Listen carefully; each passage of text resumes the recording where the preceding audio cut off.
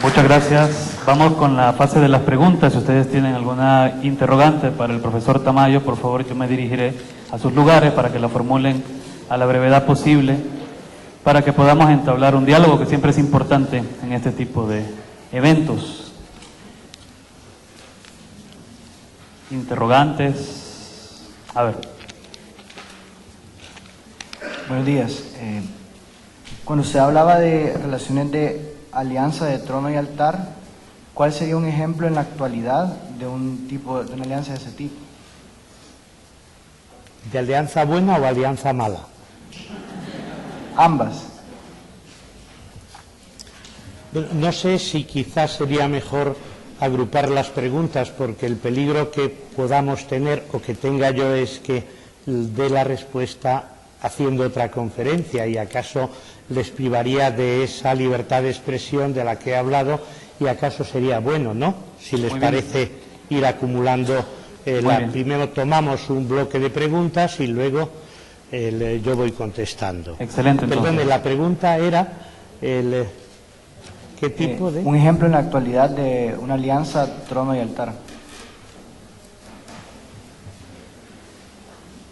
¿Quién más? ¿Alguien más que tenga interrogantes? Acá.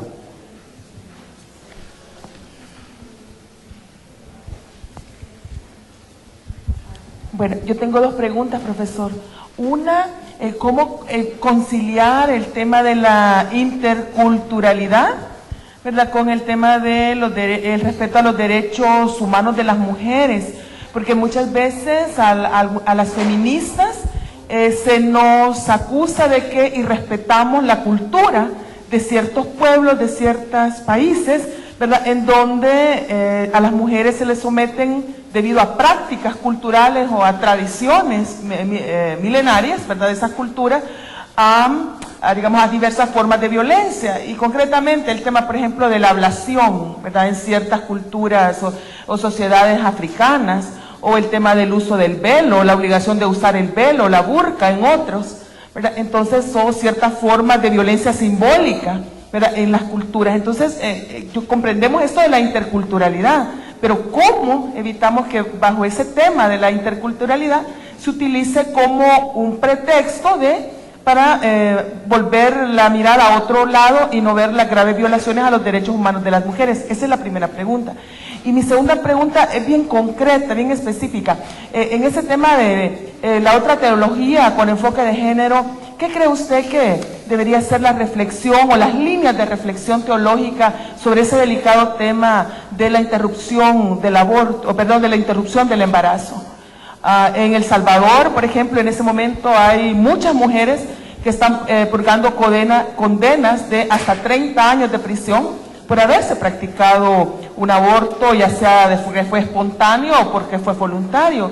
Y la Iglesia, tanto que sea progresista o de la teología de la liberación como la oficial, no dicen nada sobre ese tema. Yo no digo que esté a favor o en contra, pero ¿cuál cree usted que deberían ser líneas para reflexionar sobre esto?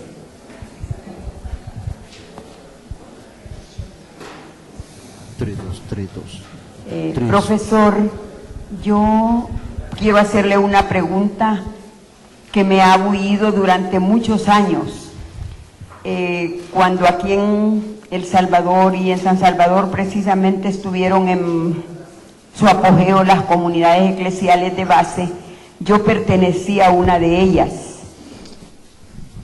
Y siempre en las reflexiones salía una idea de que si los laicos tomáramos en serio la teología de la liberación, que si los laicos tomáramos en serio todas estas enseñanzas que tenemos que decir, como usted lo ha dicho,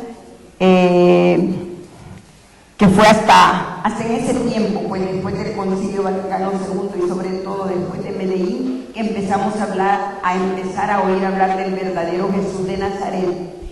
Se nos ocurría una idea, que si los laicos tomábamos en serio esto y nos dedicábamos a hacer que las comunidades prosperaran y proliferaran allí en El Salvador, posiblemente las iglesias católicas se iban a ir quedando solas, porque es allí en la comunidad donde podríamos expresarnos con más libertad sobre el modo de ser de Jesús y sobre lo que Él nos enseñaba. Cosa que en las iglesias, en los templos más bien, no se hacía ni se hace. Ahora parece ser que la iglesia ha dado yo no diría retroceso, padre, yo diría un reculón. La iglesia ha reculado tremendamente y ya no se habla ya casi de Jesús de Nazaret. Entonces, ¿qué cree usted? ¿Podríamos todavía a los laicos? Es decir, yo tengo esperanzas en los jóvenes que están recibiendo teología en estos tiempos, porque ya las personas de mi edad pues, estamos terminando, ¿verdad?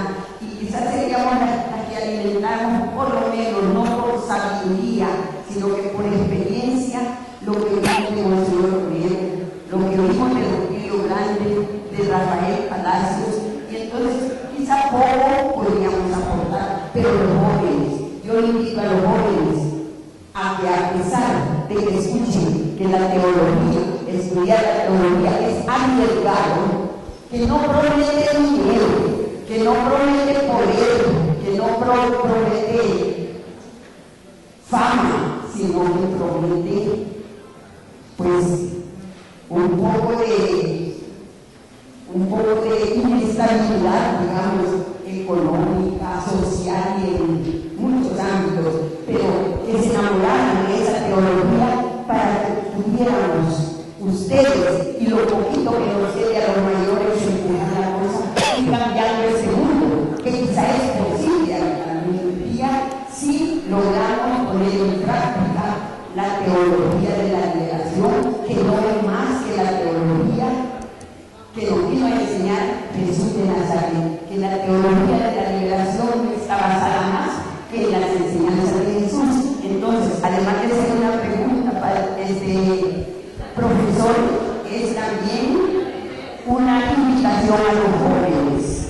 Y muchas gracias por estas enseñanzas que hemos recibido, que hemos terminado como de aprender lo que aprendimos hace años.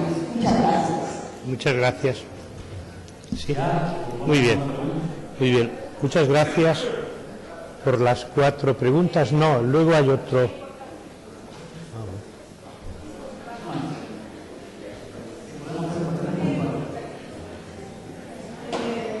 Siempre he tenido en mi cerebro la idea de que Opus Dei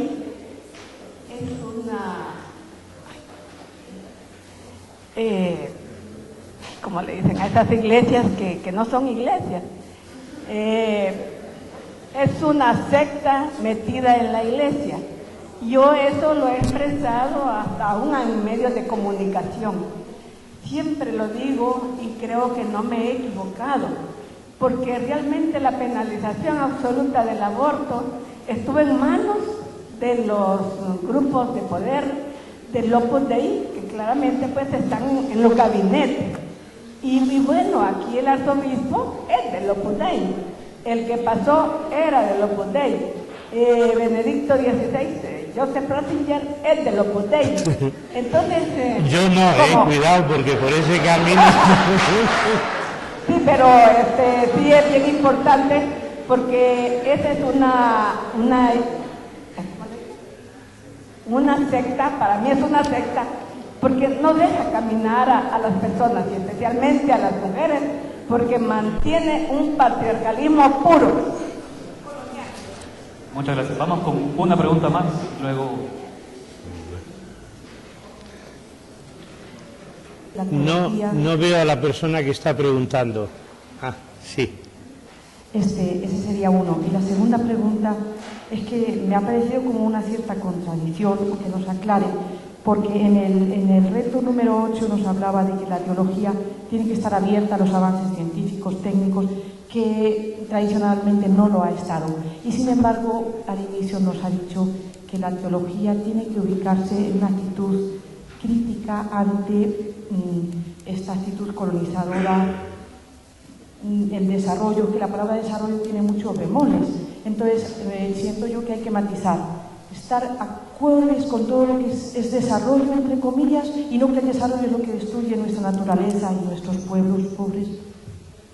Sí, perdone, no la he entendido, no sé dónde está la contradicción, quizás como es una autodefensa, pero no la he llegado a entender. Si la teología... O sea, mi discurso ha sido contradictorio porque he dicho esto y lo contrario. A ver, ¿qué es lo que he dicho esto y qué es lo contrario? Seguramente yo he entendido mal y no usted ha explicado mal. Entonces, he entendido que la teología tiene que aceptar todos los avances científicos. En el reto octavo, al final nos hablaba, y al inicio nos decía que la teología, al ubicarse con los pobres y en una actitud crítica ante la globalización, etcétera, tiene que ser crítica a lo que es avance científico, técnico.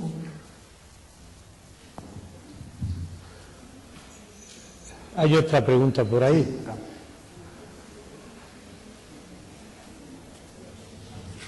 Buenos días. No es pregunta, es un comentario breve. Para que usted esté ahí, para que usted nos esté hablando como nos ha hablado, usted no ha podido nacer por generación espontánea. Es decir, quiero decir, esa congregación de la esperanza que echamos en falta no es solo hacia el futuro, es también hacia el pasado.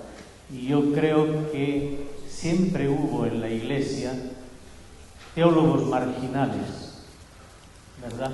Teólogos que no estuvieron en la línea esta de la centralización de la Iglesia, pues. Y bueno, por ejemplo, entre los protestantes, pues en el siglo XIX, Kierkegaard, por ejemplo, ¿verdad? O otros. Y entre los católicos, pues, bueno, Newman, por ejemplo, o, ¿cómo se llama? El padre Pierre Teilhard de Chardin, ¿verdad? Entonces, lo que quiero decir es que el estallido que ha venido de buena teología y de desafío hacia la teología esta que centralizó todo en la Iglesia está precedido, ¿verdad?, por puntos importantes anteriores que es importante reconocer, siento yo. ¿Alguna pregunta más? No se queden con la duda. Que ya luego después de, al terminar, no voy a responder a ninguna pregunta. Oiga, no me he atrevido a hacérsela porque era una tontería y claro, pues yo creo que todas esas preguntas no son tonterías. Sí. Buenos días. Mi pregunta es que ¿cómo podemos hacer nosotros para hacer un derecho teólogo y ecológico? ¿Alguien más? Eso ha venido pensando en mi cabeza durante todos estos meses que está presentando nuestro país, ¿verdad? Lo que son los conflictos que se están dando ahorita. Por ejemplo, el sindicalismo que está ahora y que en estos momentos está atravesando gravemente lo que es el problema de que no nos dejan de la libertad de expresión. Se quiere ver esa libertad, se quiere ver derrotada, porque no quiere que peleemos por lo que son los derechos que nosotros tenemos como seres humanos. Entonces, creo que en esta parte, no sé, pero se están violentando lo que son los derechos humanos de nosotros. Gracias. ¿Alguien más? Hay muchas personas que actualmente trabajan en fábricas donde se produce armamento. Y vemos ahora en el mundo que hay tanto armamento que casi que se podría destruir no solo la naturaleza, sino que también la tierra. Pienso si se podría de alguna manera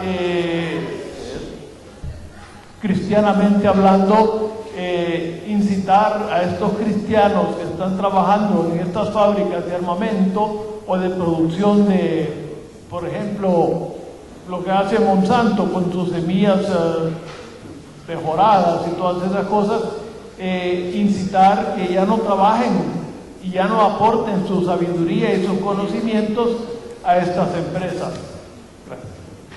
Gracias. Sus preguntas, sus reflexiones reflejan el grado de interés y el seguimiento tan acusado que han hecho de mi exposición, y se lo agradezco, porque cuando las preguntas son consistentes es porque la escucha ha sido profunda. Así que creo que esa síntesis pues es muy valorable y muy meritoria en ustedes. Intento responder de manera muy esquemática a cada una de las preguntas. Ejemplo de alianzas entre el trono y el altar hoy. El primer ejemplo son los regímenes confesionales. Todos los regímenes confesionales en los que el Estado es Estado de la Iglesia y la Iglesia es el Estado de Iglesia del Estado, pues hay una confusión y una alianza, porque creo que no establece la separación de campos entre poder político y poder religioso, y además hay una injerencia de unos campos en otros. Segundo ejemplo, en regímenes no necesariamente confesionales, el apoyo que rápidamente presta la jerarquía católica a los derrocamientos de determinados presidentes, que no se dice que son golpes de Estado, pero lo son. Y en Honduras hay, a este respecto, que yo recuerde, 3 experiencias. El apoyo que el cardenal de Tegucigalpa presta al derrocamiento de Zelaya hace 4 o 5 años, fue el primero que intervino en el derrocamiento y el primero que lo legitimó. El caso de Paraguay, recientemente, que ha tenido un golpe de Estado parlamentario, entre comillas, y el primero que ha apoyado al nuevo presidente ha sido el nuncio de su santidad, y ahora ha llegado el apoyo del Vaticano. En tercer lugar, Venezuela, cuando hubo un intento el año 2002 de derrocar a Hugo Chávez, en la reunión del derrocamiento donde se estableció el sucesor, recuerdo cómo se llamaba, ahí estaba también la Iglesia. Por tanto, yo pienso que las alianzas entre el altar y el trono dictatorial pues siguen vigentes en nuestro tiempo. Así como otra muestra es la falta de sentido crítico hacia aquellos países, aquellos estados o gobiernos que transgreden sistemáticamente los derechos humanos. Pero cuidado, los derechos humanos no son solo las libertades individuales y los derechos políticos, que son también derechos sociales, derechos de los pueblos, derechos culturales, derechos económicos y derechos ecológicos. La segunda persona que ha intervenido, ¿cómo se llama? Julia, me plantea 2 cuestiones que tienen un calado muy profundo.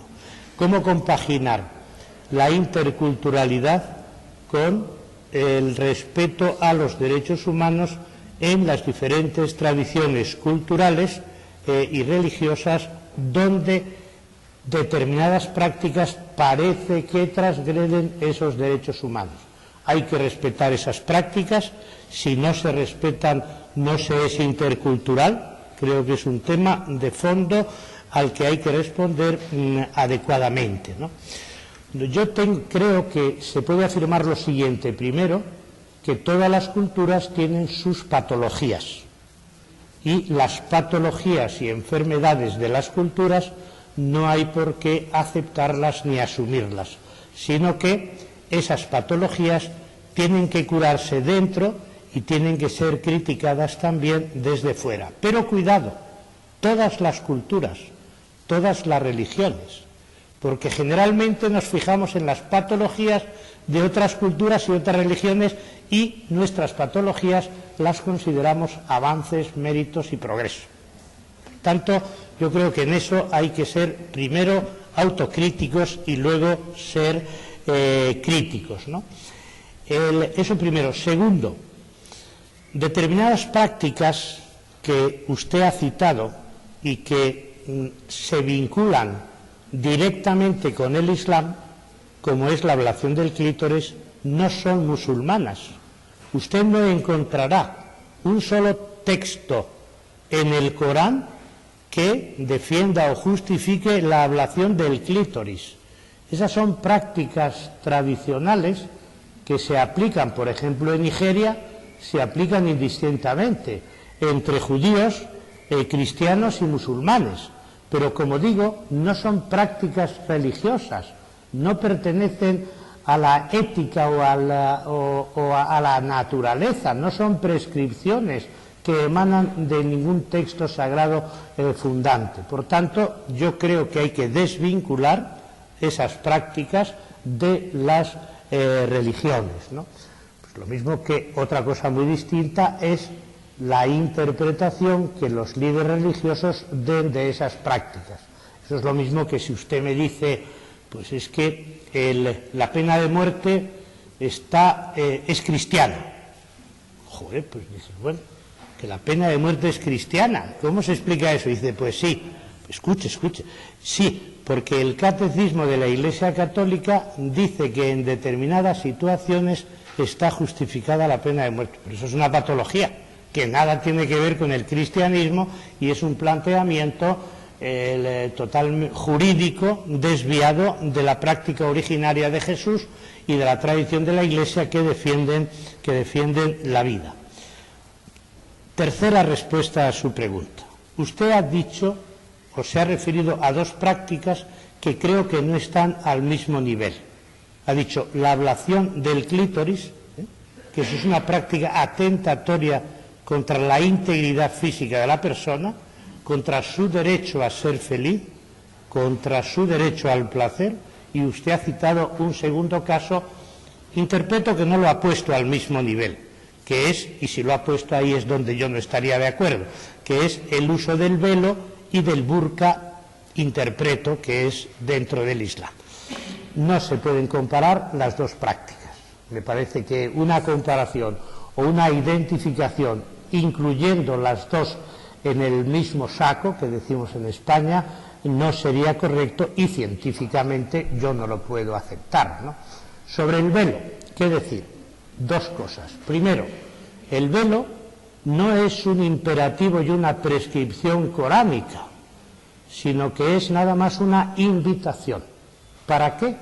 Para que en ese momento se distinguiera a las mujeres libres de las esclavas. Es decir, llevar el velo para que no se confundieran con las esclavas. Discutible, pero ese es el origen del velo. El recato, la moderación en el vestir, etcétera, etcétera. Y no es un imperativo, sino que es una invitación. El Corán no obliga a las mujeres musulmanas a utilizar el velo. Y es muy frecuente en países, por ejemplo, yo conozco bien algunos países del norte de África, Túnez, y mayoritariamente no llevan velo las mujeres y no consideran que están transgrediendo una práctica. Y segunda observación sobre el velo, y esto sí me parece importante. Desde Occidente damos al velo un sentido de sumisión y de subordinación. Y las mujeres musulmanas que llevan velo lo hacen porque están sometidas a los varones y por imposición patriarcal. Pues mire, no estoy de acuerdo. ¿Por qué nosotros tenemos que dar significado a unos símbolos que no pertenecen a nuestra cultura?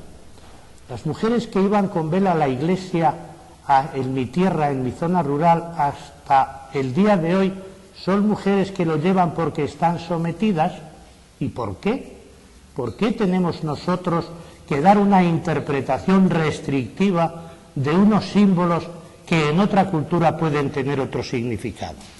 Mire usted, mi querida amiga, con todo el cariño quiero decirle, tengo mucha relación con musulmanas feministas que llevan velo y nada de sumisión, sino que son verdaderas lideresas que luchan por los derechos de las mujeres. Entonces, claro, ahí es donde no querría yo mezclar un planteamiento y otro. Por lo que se refiere a la actitud, incluso dice, de la teología progresista en relación con la interrupción voluntaria del embarazo. Dice, se callan, me parece que ha dicho, ¿no? Ante este, y en casi todos los sitios. Sí, efectivamente. ¿Qué decir de este tema? Yo creo que el problema del aborto tiene tres niveles. Primero, el nivel personal de esa mujer que tiene que tomar una decisión en un determinado momento. Y esa situación es muy grave, esa situación es muy delicada y esa situación hay que vivirla. Y ciertamente los varones no lo viven y otras muchas mujeres no lo viven. Segundo, es un problema social, no es un problema, en segundo lugar, es un problema social. Es decir, se dan numerosos casos de mujeres que quedan embarazadas contra su voluntad, por diferentes motivos, agresiones u otras razones, ¿no? El tercero, no podemos ocultar que es un problema también moral, evidentemente. Entonces yo pienso que hay que jerarquizar los tres tipos de problemas que plantea este tema, que plantea esta situación tan dramática. Entonces, situado así el problema, yo diría que las iglesias y las teologías suelen ser bastante insensibles hacia el sufrimiento de estas mujeres que se ven obligadas o que deciden libremente tomar esa decisión. Y fácilmente se las califica diciendo son unas asesinas. Claro, eso es muy peligroso, porque asesinos hay muchos por ahí sueltos y con tal reconocimiento de asesinos y no se los demoniza, ¿no? Por tanto, creo que hay que tener sensibilidad, hay que tener entrañas de misericordia y ponerse en el lado y en el lugar de la otra persona. Y segundo, en ningún caso podemos identificar pecado con delito. Pecado y delito. Es decir, una persona dentro de una religión puede considerarse pecadora, y este es el caso de que se dice una mujer que aborta es pecadora, pero lo que es pecado para una religión no debe convertirse en un delito desde el punto de vista del Código Penal. Y esa es una de las manifestaciones también de la alianza entre el trono y el altar. Es decir, la tendencia de determinados eclesiásticos a decir, como esto es pecado, le tiene que corresponder, además de la sanción de la condenación eterna, un castigo penal por parte del derecho. En absoluto, ¿no? Hay que separar perfectamente los campos. El legislador o el Poder Judicial no entiende de criterios religiosos, sino que entiende de criterios jurídicos y de criterios de ética autónoma. Tema de comunidades de base, que me parece que planteaba la señora que ya se marchó. ¿Se marchó o no? Bueno, pues entonces yo les doy, si quieren, si la conocen, mi número de teléfono y le contesto. Pero vamos, decirle que estoy muy de acuerdo, ¿no?, con esa idea que ella ha definido como reculón, expresión que no conocía, ¿no?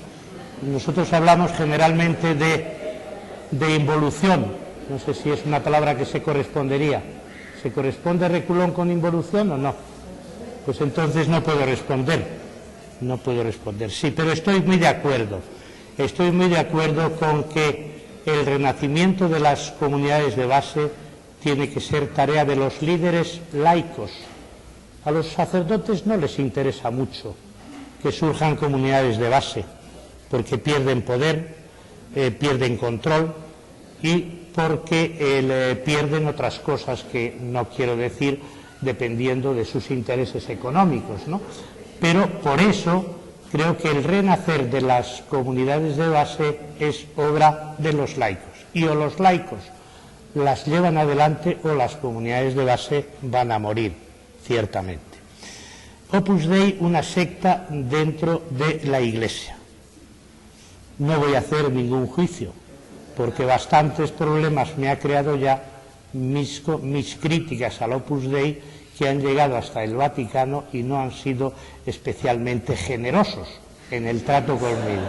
Y no quiero abrir nuevas polémicas porque estoy cómodamente o incómodamente instalado en la teología de la liberación, que me interesa mucho más que las posiciones ideológicas del Opus Dei. ¿Es una secta? Bueno, depende de cómo entendamos el concepto secta, ¿no? Se suele aplicar a determinados grupos. Mire, este año, cuando comencé la docencia en la Universidad Carlos III de Madrid, cuando comencé el curso, impartía la asignatura Las religiones en el mundo contemporáneo. Y yo hice la presentación del programa y no hablé para nada de sectas, sino de nuevos movimientos religiosos. Y un muchacho joven, de 20 años, de tercero de carrera, levanta la mano y dice: profesor Tamayo, ¿los testigos de Jehová son una secta? Y miren ustedes que la respuesta parecía obvia, ¿no? Decir, pues sí, claro, son una secta y es el modelo de lo que es una secta. Y yo, con discreción y prudencia, dije, miren, es un concepto que se puede utilizar en sociología de la religión técnicamente, pero yo no lo voy a utilizar y mucho menos lo voy a aplicar a ningún grupo religioso. Si usted quiere, los testigos de Jehová forman parte de los nuevos movimientos religiosos. Digo esto y un señor, porque era una clase para alumnos de la universidad y una universidad que hay en Madrid, en todas las universidades, que se llama Universidad de la Tercera Edad, no sé si aquí existe también, Universidad de la Tercera Edad, un señor de 80 años que estaba delante, pide la palabra, le digo, ¿puedo hablar, profesor? Digo, claro, por supuesto, y me dice, miren, soy el director de la Comunidad de Testigos de Jehová de Getafe. Estoy a su disposición para todo tipo de preguntas que quieran plantearme. Y yo me echo las manos a la cabeza y dije, menos mal que no he dicho que era una secta. Digo, porque de lo contrario, sin haber terminado la clase, hubiera ido corriendo al rector y decir, el profesor Tamayo desde la primera clase nos ha ofendido. Por eso, bueno, pues usted define al Opus Dei como una secta. Quizás tenga razón, pero ya digo que quizás tenga razón, pero no entro en ese debate, ¿no? Luego, una persona me ha preguntado ¿por qué Jesús anunció el reino y vino la Iglesia? Es que no sé si la apunté bien. ¿Quién lo planteó? Sí. ¿Y cómo era la pregunta?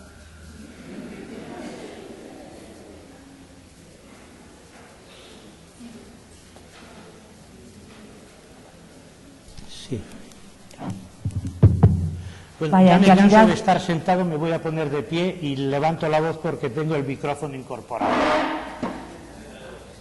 Sí, en realidad era preguntar ¿por qué la teología fue tan infiel al mensaje de Jesús, por así decir, y por qué la Iglesia se desvió?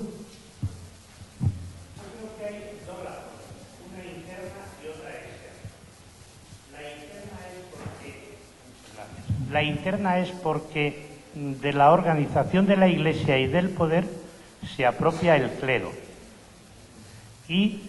La Iglesia se clericaliza. Y desde el momento en que se produce la clericalización hay que defender la organización eclesiástica con una estructura jerárquico vertical y patriarcal y, por tanto, el reino de Dios, como es un reino no de señores, sino que es un reino de los pobres, es un reino a partir del movimiento de Jesús, el elemento del reino ya va a desaparecer. Y segundo, una vez que la Iglesia se instala en la sociedad, ya pierde todo carácter de tensión hacia el futuro que tiene el reino de Dios. Es decir, al instalarse en la historia, renuncia a esa orientación de futuro del reino de Dios. Y hay otra razón externa, que es la de la romanización de la Iglesia o la imperialización de la Iglesia. En el momento en que la Iglesia hace alianza con el trono, hace alianza con Constantino, ya lo único que le va a interesar es la realización del reino de Dios en el imperio cristiano. Y desaparece cualquier tendencia a proyectar el reino de Dios en otra sociedad alternativa y distinta.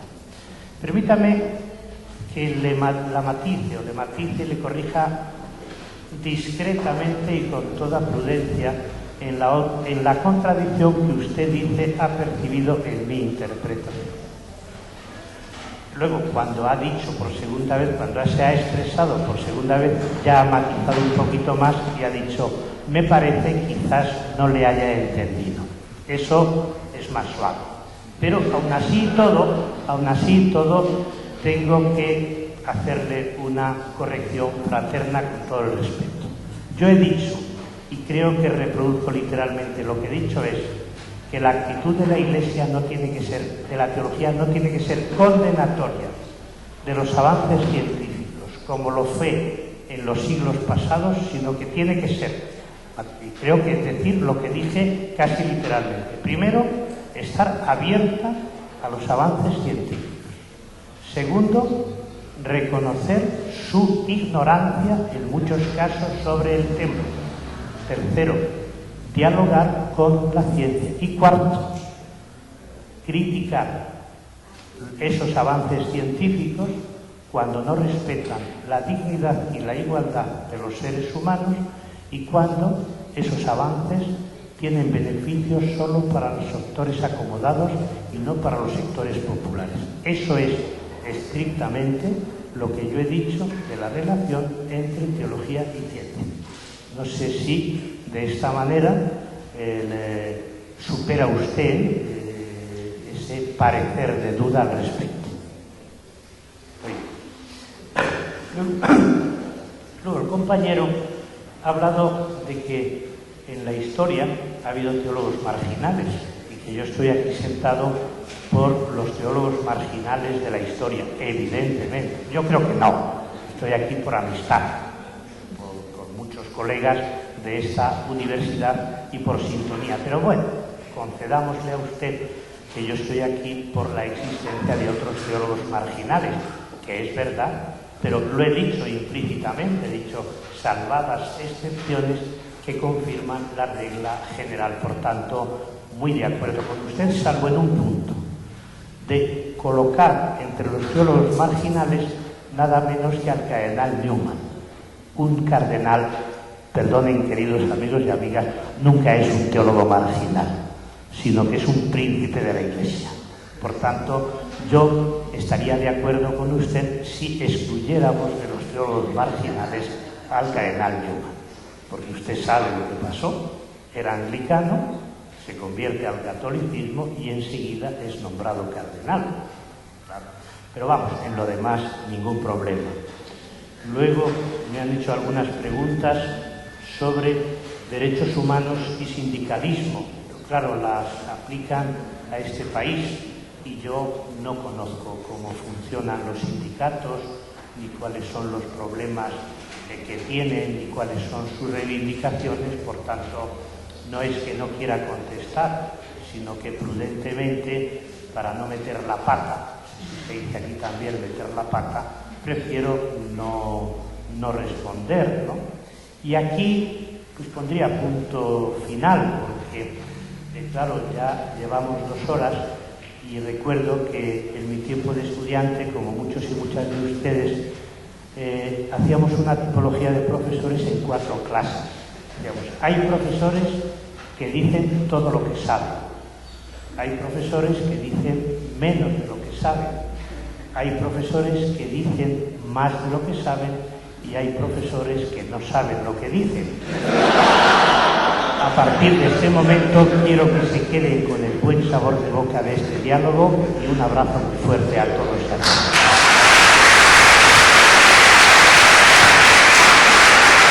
Correcto. Muchas gracias al profesor Tamayo. Y quiero compartirles los dos últimos libros que se han publicado de él. Uno es Invitación a la Utopía, que está publicado en Trota, y sobre el libro que nos ha expuesto ahora, que es Otra teología es posible, pluralismo religioso, interculturalidad y feminismo. Son las últimas publicaciones y esperamos nuevamente tenerlo por acá. Y muchas gracias por todo lo que ha compartido en nombre del Departamento de Filosofía. Así que muchas gracias y por acá lo esperamos siempre. Muchas gracias. A los estudiantes